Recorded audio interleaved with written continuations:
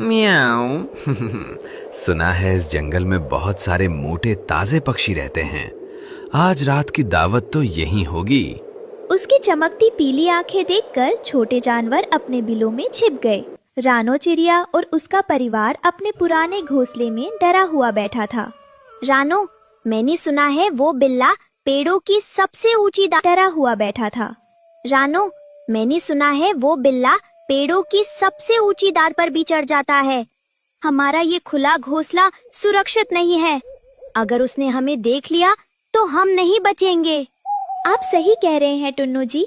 हमें छिपने के लिए ऐसी जगह चाहिए जहां वो हमें देख ही ना सके। ताकत से नहीं, हमें दिमाग से काम लेना होगा। अगली सुबह रानो दाने की तलाश में किसान के खेत में गई। वहाँ बहुत सारी बड़ी बड़ी हरी पत्ता गोभी लगी थी। रानो को एक तरकीब सूझी।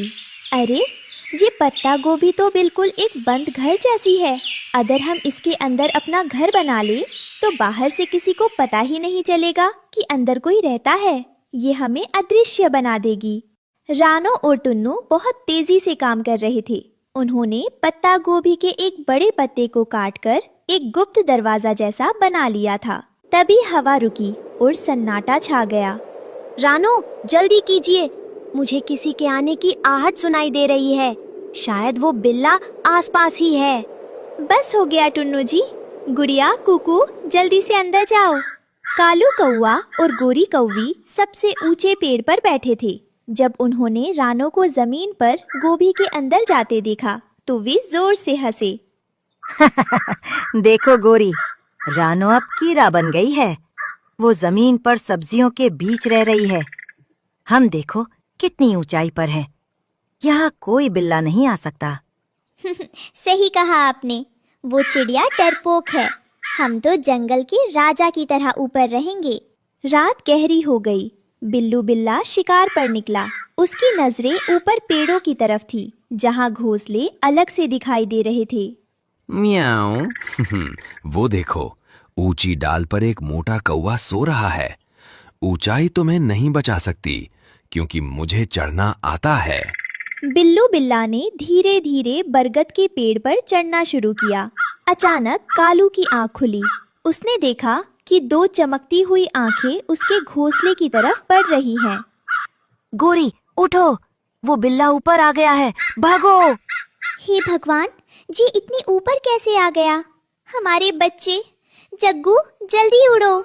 कालू और उसका परिवार जान बचाकर वहां से उड़े, लेकिन बिल्लू ने झपट्टा मारा और उनका घोंसला। कालू, गोरी और जग्गू अंधेरे में इधर उधर भाग रहे थे।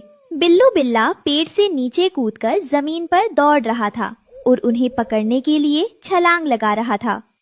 पापा, मैं थक गया हूँ। मेरे पंख दुख रहे हैं। वो बिल्ला हमारे पीछे ही आ रहा है। हम कहाँ छिपे?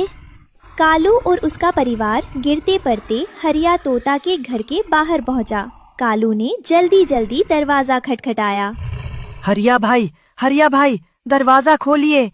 बिल्लू बिल्ला हमारे पीछे है, हमें अंदर आने दीजिए। हरिया तोता ने अपनी छोटी सी खिड़की खोली। वह कालू को देखकर गुस्से में था।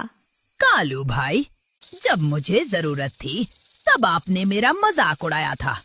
मेरे घर में जगह नहीं है, आप यहाँ से जाइए, वरना बिल्ला आपके साथ साथ मुझे भी खा जाएगा। हरिया भाई, हम पर दया कीजिए, हमारे बच्चे साथ हैं। माफ कीजिए भाभी जी, दोस्ती सुविधा देखकर नहीं, दिल देखकर की जाती है। यहाँ कोई जगह नहीं है। हरिया ने खिड़की धड़ाम से बंद कर ली। बिल्लू बिल्ला की आवाज नजदीक आ रही थी। म्याऊ। कालू ने हिम्मत नहीं हारी। वह अपने ताकतवर दोस्त भुल्ला चील के पास गया। भुल्ला भाई तो विलन है, वो मेरी मदद जरूर करेंगे। भुल्ला भाई, बचाओ। भुल्ला चील नींद से जागा। उसने कालू को देखा। कौन है कालू? मेरी नींद क्यों खराब की? भुल्ला भाई, वो बिल्ला मेरी जान के पीछे पड़ा है। मुझे अपनी शरण में ले लीजिए। हम तो पुराने साथी हैं। साथी? हा हा हा, मुसीबत के समय कोई किसी का साथी नहीं होता। भागो यहाँ से। अगर बिल्ला यहाँ आया तो मैं तुम्हें ही उसके आगे फेंक दूंगा। निकल जाओ मेरे इलाके से। कालू कौवा अब पूरी तरह टूट चुका था। उसके अपने दोस्तों ने उसे ठुकरा दिया था। नीचे बिल्लू बिल्ला इंतजार कर रहा था। देखा आपने, जब हम दूसरों के साथ बुरा करते हैं तो वक्त हमारे साथ ऐसा ही करता है। हाँ, अब हम कहाँ जाएंगे? मुझे माफ करना गोरी, मेरा ऊंचा घोंसला बेकार निकला। अब सिर्फ एक ही जगह है जहां हम बच सकते हैं। चलो रानो के पास। कालू और उसका परिवार रानो के गोभी घर के पास आए। वे बुरी तरह डरे हुए थे और रो रहे थे। रानो बहन, दरवाजा खोलिए, हम मारे जाएंगे। वो काल हमारे पीछे है।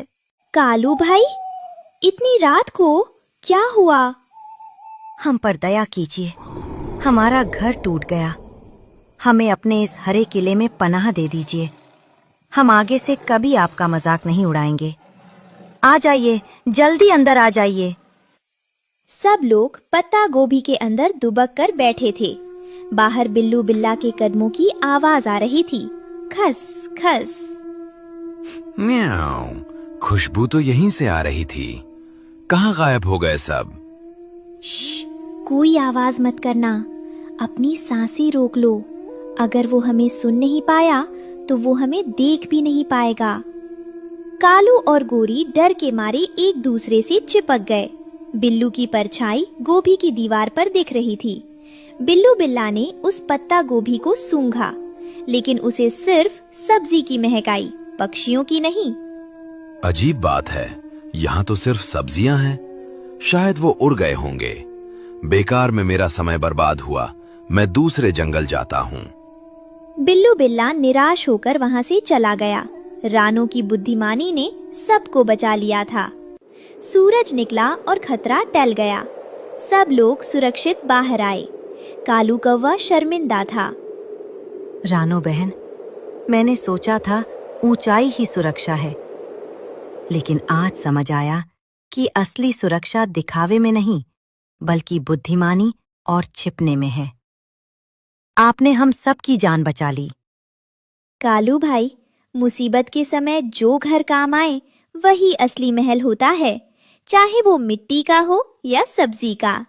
उस दिन के बाद जंगल के सभी पक्षियों ने रानो से सीखा कि अपनी सुरक्षा कैसे करनी है।